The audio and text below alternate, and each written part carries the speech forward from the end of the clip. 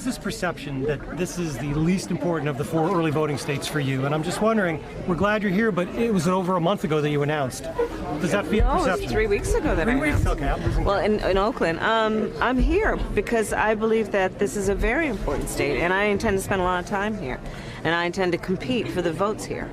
And I'm going to put a lot of effort into doing that. It's an important state. It is a state of people who have a lot of needs and need to be seen and heard. And it is certainly a state of informed folks who care about the process and are engaged in the process. And I want to be here to answer the questions that are posed and also to listen as much as I talk. So Kamala Harris had 20,000 voters show up to her opening statement, if you will, when she was in California and Oakland the other day. Now she's in New Hampshire trying to convince voters there. She doesn't quite know as well that she is the candidate to choose. After all, New Hampshire is a big deal. It is the second state to vote if you count caucusing as voting. They like to call it the first voting state in the nation. And you generally got to win that to have any momentum going into South Carolina. So Harris and a lot of the potential 2020 candidates are on the road today, even though we're so far out from the 2020 election. They're trying to take advantage of the 3-day weekend. And as you've probably come to expect, most of them are focusing on those early primary states. In fact, almost everyone, Harris, Cory Booker, Kristen Gillibrand, John Delaney, and Eric Swalwell are in Iowa or New Hampshire. Interestingly, though, if you look to the left of your screen, one candidate will be in California tonight. Elizabeth Warren is going to be in Glendale. This is interesting because until this year, California was usually the very last state to vote, which means it could have a major impact on who gets nominated for the Democratic Party in 2020. Joining me from Concord, New Hampshire, NBC News political reporter Ali Vitale. Ali, still the big focus is New Hampshire. After all, you got to get out there with a big W to have any momentum in South Carolina. It's true, and South Carolina is a state where Kamala Harris really wants to be able to play hard. It's where she spent 2 days before coming to New Hampshire, and this is kind of her opening salvo to these voters. She was introducing herself to South Carolinians, and now she's here introducing herself in Concord. And we're in a bookstore right now. She's doing what we like to call retail politics stops, meeting with voters who happen to be here, shaking their hands, and giving a little bit of a pitch about who she is. But she also just talked to us in a gaggle. We got to ask her some questions. I'm just going to read through some of my notes. I asked her about her reaction to Andrew McCabe's interview last night on 60 Minutes. She said she hadn't seen it, but she'd seen some of the headlines. She said she was troubled about the idea that President Donald Trump, according to McCabe, trusted Putin's own analysis of North Korea's nuclear weapons more than his own intelligence officials. We also asked her about Jussie Smollett and the developments that are happening in that case, and she said that the facts are still unfolding. She's concerned about the initial allegation, and she wants to see an investigation into that. And finally, she was asked about Medicare for All, and she said that under her administration, a Medicare for All plan would be one where all Americans have access to affordable health care. And so that's a question that she's also been getting from voters as well as reporters, how that policy that she has backed would shake out once she actually wins the presidency, if she wins in November. But she's not the only 2020er who's here. Cory Booker also here. We spent the morning with him at a house in New Hampshire. And there's something interesting about the way that he's talking about how Democrats have to run in 2020. Take a listen. For us to make our party's goal, the ambition, just to beat one man, to take one man out of office, if we are being defined by what we're against and not what we're for and who we're for and our vision, then we're making a big mistake as a party. And Cory Booker is doing something that several other candidates have done, which is the idea of taking on Donald Trump to a lot of these Democratic voters is front and center, but he wants to do that and more. He wants to talk about policy, wants to talk about progressivism, and we're going to see if that's something that Democrats can do as we go forward in this election, Katie. Ali Vitale up there in New Hampshire, the Granite State. Ali, thank you very much. And joining me now is Princeton University professor and MSNBC contributor Eddie Glaude and former Republican congressman from Florida and MSNBC political analyst Carlos Curbelo. Gentlemen, thank you so much for being here. So, Eddie, the Democratic hopefuls are fanning out, and by fanning out, I mean they're basically focusing on those early states. New Hampshire and Iowa have always been big targets, as well as South Carolina. But Elizabeth Warren's going to be in California tonight. California is a massive state. How is that going to change the field? Well, I mean, I think she has to make it clear that she's really playing in all areas, in all the places where she thinks her message can land.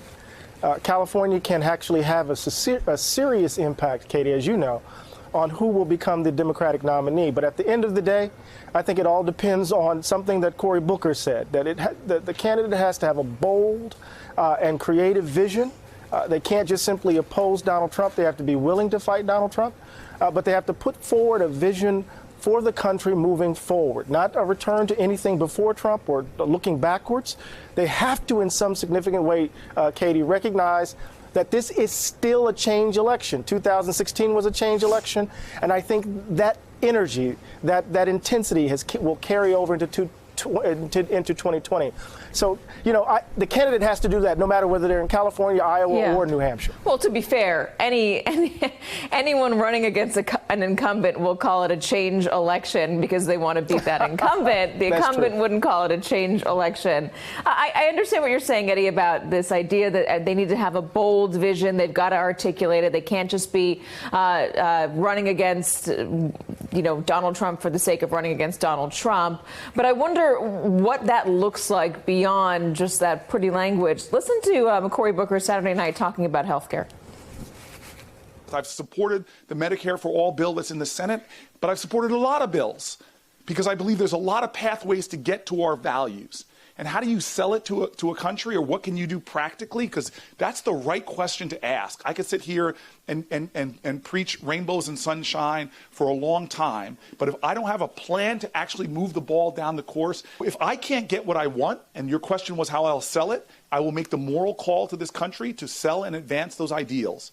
But again, if we don't get more than 50 votes in the Senate and the Democratic side, we're going to have to find ways to advance the ball given the Congress that we have. You know, that's not laying out specifics of what he plans to do with health care. I mean, we're still early on. All the candidates will presumably at some point have a plan. But, Eddie, is that going to be enough, talking about it in a more realistic way, or are voters going to be demanding bullet points, an actual plan of action for the second that a candidate steps into office? No, I think you're absolutely right in this regard. It is not enough to just simply talk about how the process can gum up one's vision. You need to lay out what you value. You need to lay out a kind, you know, we think that health care is a right for all. You can't then kind of qualify it by talking about process. You need to lay out what a livable wage means. You need to lay out what a public education for all, a serious public education for all. You need to lay out an agenda for climate change, and then drive that agenda forcefully, right? So part of the challenge that the Democratic candidates will face is that they're going to get this question over and over again about how will you pay for it? How can you do it? And I think that question is a red herring. You have to state the value. This is what we're committed to, and we're going to make it happen.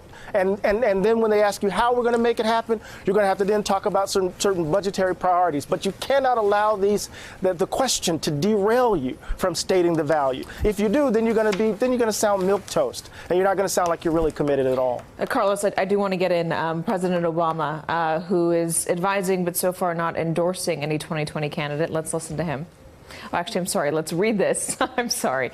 If Mr. Obama has all but officially taken a vow of neutrality, he remains the party's most convincing model for success at the national level and continues to shape the mindset and strategy of Democratic presidential candidates. Do you think Mr. Obama, the former president, Carlos, is going to be a game changer for 2020? Will his voice matter for the 2020 candidate?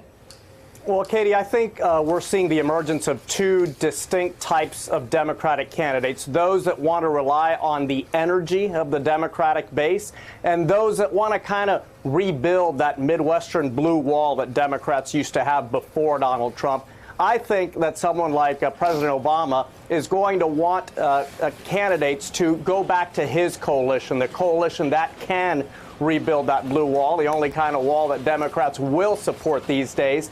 And I think in Cory Booker's verbiage, you're hearing someone who's trying to straddle that wall. He wants that energy from the progressive base, but I think he also understands that in a way he's kind of going back to his roots as someone who made a name for himself by working with Chris Christie, by taking centrist positions. He knows that Democrats have to do more than just try to tear down Donald Trump or attack his character. That's what Hillary Clinton's campaign ended up being about, why Donald Trump wasn't qualified to be president, and clearly it wasn't enough. Do you think that Donald Trump is in a strong position or a weak position going into 2020, Carlos?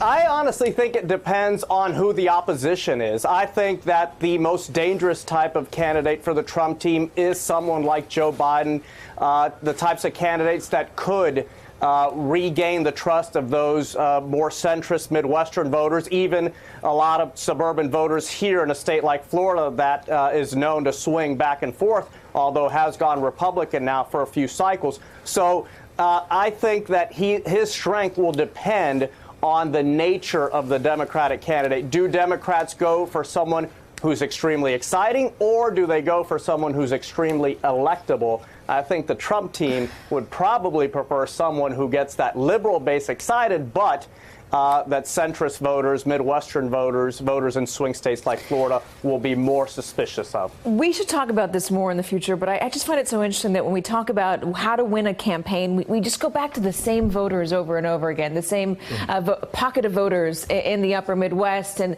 it seems like you're leaving out 50% of the country who just doesn't go out and vote.